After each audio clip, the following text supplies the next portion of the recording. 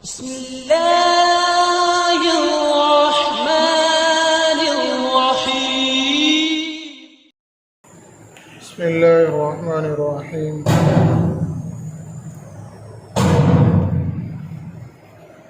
نحمده ونصلي على رسوله الكريم. أما بعد فأعوذ بالله من الشيطان الرجيم. بسم الله الرحمن الرحيم. الذي خلق الموت والحياة ليبلوكم أيكم أحسن عملا.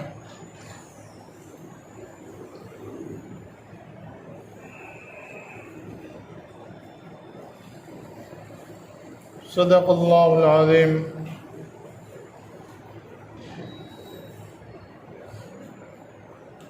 اللہ سبحانہ و تعالی نے اس پوری کائنات کو بنایا ہے،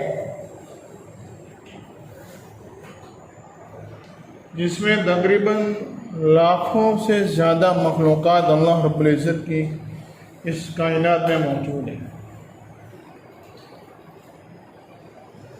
2-4 ہزار 5,000 18,000 تو بہت چھوٹا سا اور بہت چھوٹی سی تعداد ہے.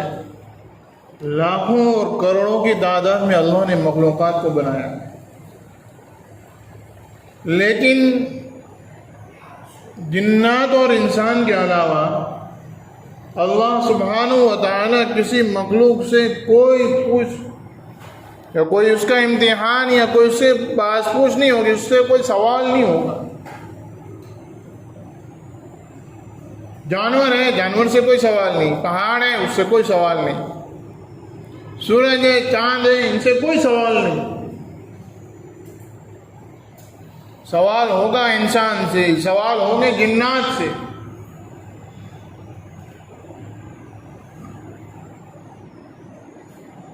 اسی لیے اللہ تبارک تعالیٰ نے قرآن کریم کے اندر فرمایا کہ ہم نے جنات اور انسانوں کو اپنی پہچان کے لیے، یعنی کہ اپنی عبادت کے لیے پیدا کیا ہے. صاف لفظوں میں اللہ نے کہا کہ دوسری مخلوقات اللہ کی نافرمانی نہیں کرتی. اللہ نے سورج کو حکم دیا ہے کہ تجھے روشنی دینی ہے، تجھے گرمی دینی ہے، وہ سورج گرمی دے رہا ہے. درخت کے اندر پتے لگائے، ان کو یہ حکم دیا کہ تمہیں اپنا خوراک پیدا کر کے تمہیں ہوا کے اندر میں سے گرم اور خراب ہوا جو ہے اس کو چوس کر آپ کو صحیح سالم اور ایک دم فریش آکسیجن ہوا میں واپس چھوڑنا ہے. یہ پتے اپنا کام بخوبی اور بہت ہی زیادہ ایک دم صحیح سلامتی کے ساتھ کر رہے ہیں.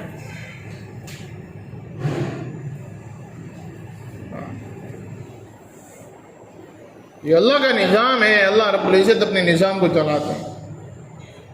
لیکن ان کو پوچھنے کی کوئی ضرورت نہیں ہے. قیامت کے دن ان کو نہیں پوچھا جائے گا کہ ہم نے آپ کے ذمے جو آکسیجن نکالنے کا اور ایک دم فریش آکسیجن ہوا میں چھوڑنے کا حکم دیا تھا، تم نے کیا کیا. ان کے ساتھ کوئی معاملہ نہیں ہے. معاملہ تو انسانوں کے ساتھ ہے، معاملہ جناتوں کے ساتھ ہے. ہمیں پوچھا جائے گا. اور کہ کمال کی بات یہ ہے کہ اللہ رب العزت جو چیز ہم سے پوچھے گا وہ ساری کی ساری چیزیں اللہ نے ہمیں بتا دی. سب بتا دیا کہ ہم آپ سے کیا پوچھنے والے ہیں.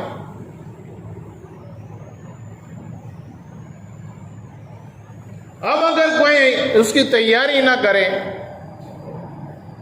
تو اس میں قصور اور کسی کا نہیں ہو سکتا. اللہ نے ہمیں عقل سلیم دی ہے، سمجھداری دی ہے، اور ایسی عقل دی ہے اور ایسی سمجھداری دی ہے کہ ہم میں سے ہر آدمی یہ سوچتا ہے، ہر آدمی یہ سمجھتا ہے کہ مجھ سے زیادہ سمجھدار دنیا میں کوئی نہیں ہے، مجھ سے زیادہ ہوشیار دنیا میں کوئی نہیں ہے. ہر آدمی یہ سوچتا ہے. اور اللہ نے ساری چیزیں بتا دی. اس کے باوجود اگر ہم میں سے کوئی آدمی مرنے کے بعد کی تیاری نہ کریں، جو سوالات اور جو باتیں اللہ رب العزت ہم سے دریافت کرنے والے ہیں، پوچھنے والے ہیں، ہم اگر اس کی تیاری نہ کریں اسی لیے اللہ کے پیارے حبیب صلی اللہ علیہ وسلم نے فرمایا کہ تم میں سب سے زیادہ عقل مند، ہوشیار، دانا وہ ہے جو مرنے کے بعد والی زندگی کی تیاری کرے۔ مرنے کے بعد جو زندگی ہے اس کی تیاری کریں کہ دنیا کی زندگی 20-15 سال، 5 سال، 25-50 سال، 100 سال، 150 سال تو بہت ہو گئے۔ اب تو 150 سال کے دیکھنے کو بھی نہیں ملتا۔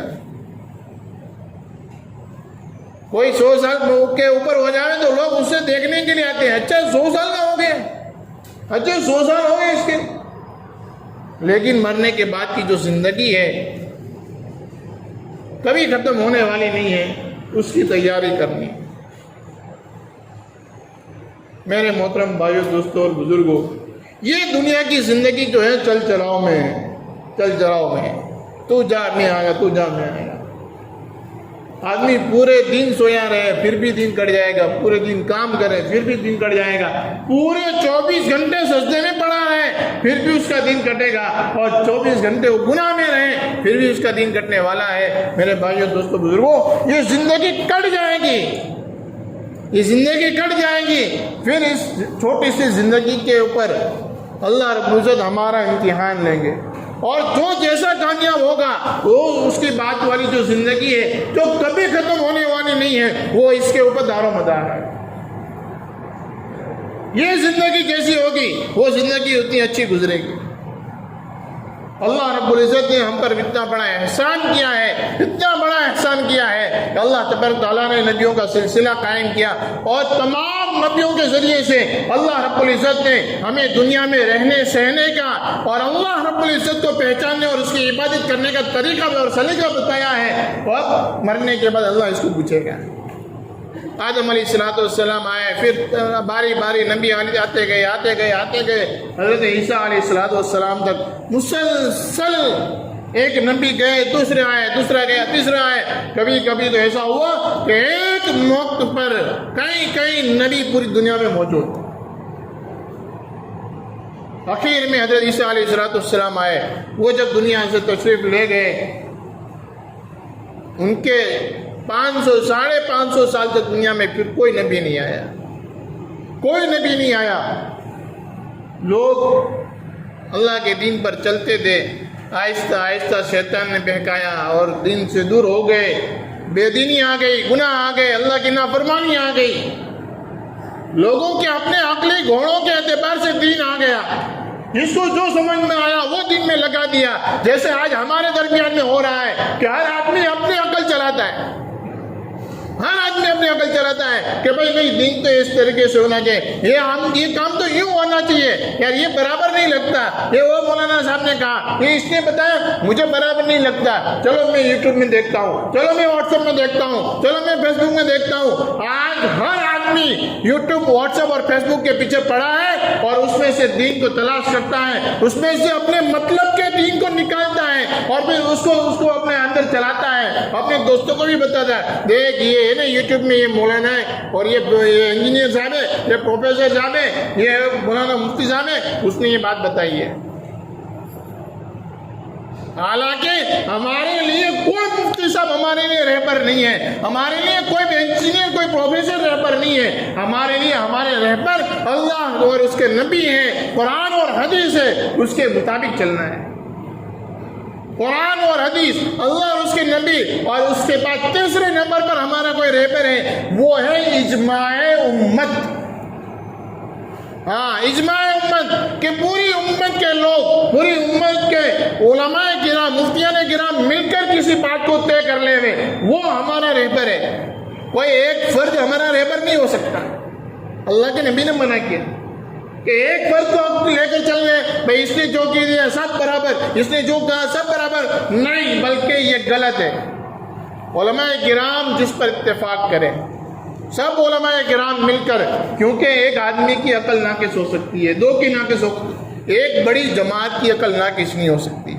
پوری جماعت مل کر کوئی بات طے کرے، اللہ ہم کو گمراہیوں پر نہیں رکھ سکتا۔ اللہ کے نبی کی حدیث ہے۔ تو علماء امت کے جو اجماع ہے وہ ہمارے رہبر ہے، اس کے ذریعے سے جو بات کہی جائے وہ ہمارے لیے بہتر ہے۔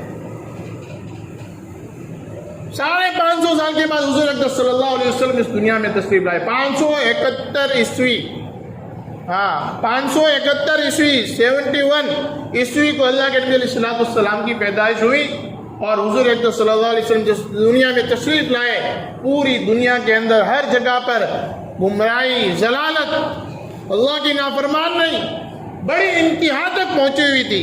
हुजूर अकबर सल्लल्लाहु अलैहि वसल्लम ने ऐसी जगह पर तने तना खड़े होकर अल्लाह के दीन की मेहनत शुरू की। आहिस्ता आहिस्ता आहिस्ता आहिस्ता पहले, सबसे पहले अल्लाह के नबी अलैहिस्सलाम के अखलाक लोगों को दिखाए गए। 40 साल तक, हाँ पैदा होने से लेकर 40 साल तक अल्लाह के नबी के अखलाक लोगों को दिखाए गए। डायरेक्ट कोई आदमी आकर कह दे चलो ये करो, कोई नहीं होता। 40 साल तक अखलाक दिखाए गए कि लोग अल्लाह के नबी अलैहिस्सलाम को, बड़े बड़े जिम्मेदार और बड़े बड़े कौम के चौधरी मौजूद थे, उसके बावजूद अपने फैसले करवाने के लिए हुजूर के पास आया करते थे। सादिक और अमीन ऐसे नहीं कहा जाता। मोबाइल ने सत्यानाश कर दिया। आदमी बेटा कहाँ है और कहता कहाँ खड़ा हूँ, कहाँ मौजूद हूँ, ये काम में उस काम में। अल्लाह रब्बुल इज्जत हम में से हर एक की हिफाजत फरमाए। 40 साल तक अखलाक दिखाए और कुरान और हदीस में जहाँ कहीं भी अखलाक की बात बताई गई, हर जगह पर अमूमन बताया। कहीं मुसलमान का इतलाक नहीं रखा कि भाई कोई मुसलमान भूखा है, कोई मुसलमान ज़रूरतमंद है, कोई दूसरा ये हाजतमंद है, कोई भूखा है, कोई प्यासा है, कहीं मुसलमान का लफ्ज़ नहीं है।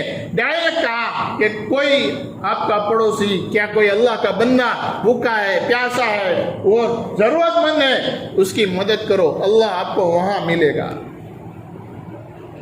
इसीलिए कहा कि कल क़यामत के दिन अल्लाह बंदे को बुलाएंगे, उसको पूछेंगे कि भाई मैं भूखा था और मैंने तुझसे खाना मांगा, मैं प्यासा था और मैंने तुझसे पानी मांगा, मैं नंगा था और मैंने तुझसे कपड़े मांगे। वो कहेगा अल्लाह रब्बुल इज्जत ये सारी सब कुछ आपकी चीज़ है, ये सारी मिल्कियत आपकी है, आप भला कहाँ से प्यासे हो गए, आप भला कैसे भूखे हो गए। अल्लाह रब्बुल इज्जत कहेंगे मेरा एक बंदा तेरे पास आया था, मेरा एक बंदा तेरे पास आया था, उसने अपने पानी का सवाल किया था, उसने अपने भूख का सवाल किया था, तूने उसको पानी नहीं पिलाया।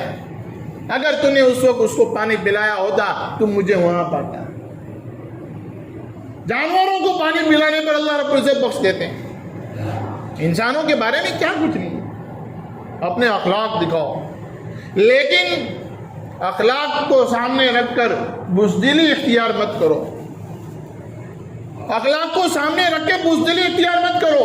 मेरे भाई दोस्तों बुजुर्गों, ये है ना बहुत बड़ा पर्दा है कि बात मरतबा कि आदमी खुद नहीं कर सकता, नहीं अखलाक है। अल्लाह के नबी सल्लल्लाहु ने कभी किसी से बदला नहीं लिया, हम कुछ नहीं करेंगे, हम तो बस माफ कर देंगे, ये बुज़दिली है। अखलाक कहाँ है? आपसे छोटे वाला है, आपसे छोटा है, आप उसको मार सकते हो, आप उसको कुछ कह सकते हो, लेकिन उसके बावजूद आपने कुछ नहीं किया, ये आपका अखलाक है, ये आपका अखलाक है। बुज़दिल मत बनो। और कि अल्लाह के नबी सल्लल्लाहु अलैहि वसल्लम ने फरमाया ताकतवर मुसलमान, हिम्मत वाला मुसलमान, बाहिम्मत मुसलमान बुज़दिल 100 मुसलमानों से ज्यादा अफजल है। इसलिए बुज़दिल मत बनो, अपने आप को मजबूत बनाओ, अपने औलाद को मजबूत बनाओ, अपनी लड़कियों को मजबूत बनाओ, उनको दीन की तालीम दो। हाँ, ये जो व्हाट्सएप वगैरह में फैलता है, किसी बात पर गौर फिक्र मत करो, आप अपने घर की इस्लाह कर लें। हम अपने घर में अपनी औरतों को, अपनी बच्चियों को, अपने लड़कों को, क्योंकि जो माहौल लड़कियों के लिए खराब है वही माहौल लड़कों के लिए भी खराब है। हाँ, अलग अलग माहौल नहीं है कि भाई ये गली जो है ये लड़कों की है, ये लड़कियों की है, उधर माहौल खराब है, इधर नहीं, ऐसा नहीं है। हर एक के लिए बराबर है, हर एक के लिए माहौल खराब है, हर एक को अल्लाह का दीन सिखाओ, हर एक को अल्लाह का दीन सिखाओ और हर एक को मजबूत बनाओ, बुज़दिल मत बनाओ। हाँ, बुज़दिल मत बनाओ। हम जो है कि अखलाक के सामने रखकर, अखलाक को पर्दा बनाकर और जो है एक दूसरे की रियायत करने में हम बुज़दिल इख्तियार कर लेते हैं। मेरे भाइयों दोस्तों बुजुर्गों, हम बुज़दिल न बने, अखलाक को सामने रखें। अल्लाह के नबी सल्लल्लाहु अलैहि वसल्लम इस मुबारक महीने में पैदा हुए और इसी मुबारक महीने में हुज़ूर अकबर सल्लल्लाहु अलैहि वसल्लम इस दुनिया से तशरीफ ले गए। अब ये अल्लाह का दीन हमारी जिम्मेदारी है, हमारे कंधों पर है। हम इस दीन को हम भी सीखें, हम अपनी औलाद को भी सिखाएं। मेरे भाइयों दोस्तों बुजुर्गों, अभी से फिक्र करेंगे گے اللہ رب العزت جو ہے ہماری اولاد کی حفاظت کریں گی، ان کے جان مال ایمان اعمال کی حفاظت ہوگی۔ اگر ہم اس بات کو ضروری نہیں سمجھیں گے تو پھر میرے بھائی دوستو بزرگوں، ہم تو نماز پڑھ رہے ہوں گے لیکن ہمارے مرنے کے بعد ہمارے گھر میں سے نماز نکل جائے گی، قرآن کی تلاوت نکل جائے گی۔ ایک زمانہ یہ تھا کہ ہمارے بڑے بوڑھے جو تھے بھلے کچھ نہیں آتا تھا، کم سے کم تسبیح لے کے صبح میں یا شام میں بیٹھ جاتے تھے۔ آج ہمارا گھر کا زمانہ یہ آ گیا کہ میرے بھائیو دوستو بزرگوں، قرآن تو قرآن، تسبیح بھی ہمارے ہاتھوں میں نہیں آ رہی۔ اللہ ہمیں سے ہر ایک کو معاف فرماوے اور صحیح طریقے سے دین پر عمل کرنے کی توفیق عطا فرمائے۔ حضور اقدس صلی اللہ علیہ وسلم کی سنتوں پر عمل کرنے کی اللہ ہمیں توفیق عطا فرمائے، آمین یا رب العالمین۔